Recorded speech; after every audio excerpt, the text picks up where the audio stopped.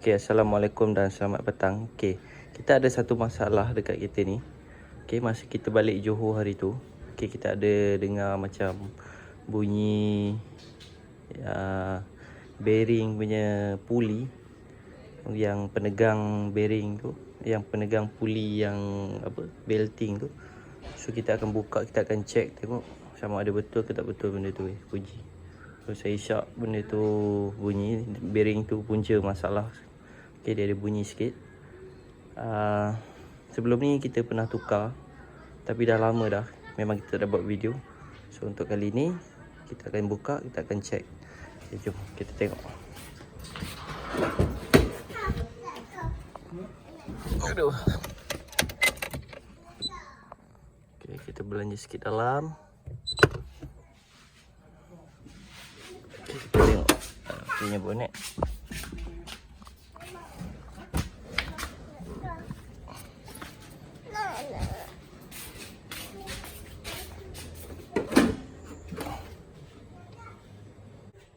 Okay, pulley dia ada kat sana. So kita akan buka pulley tu dan kita akan check dia punya bearing dia.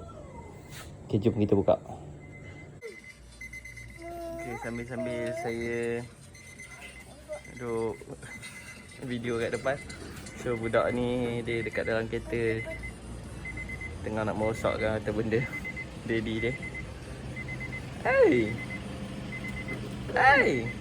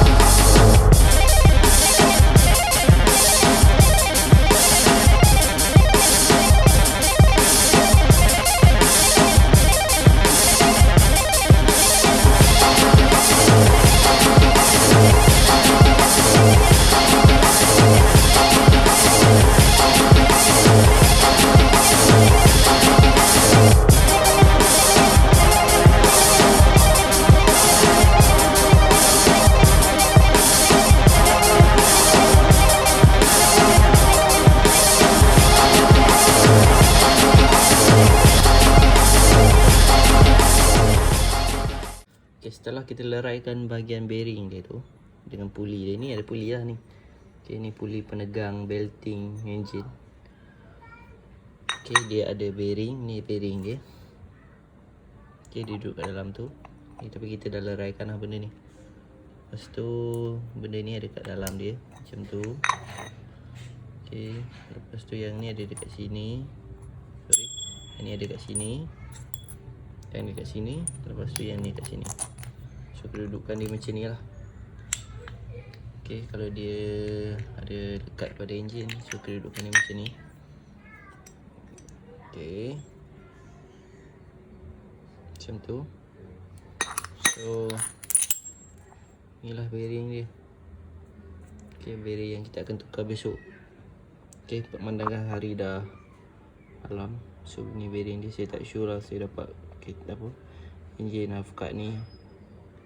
Lepas tu dia punya bearing ni tak tahu dah pernah tukar ke belum. So ni nombor bearing dia, kalau kita tengok dekat sini 6203 DUL18. So tak berapa pastilah apa maksud dia. Ni ada satu nombor lagi. Kita akan check besok dia ni nombor dia semuanya.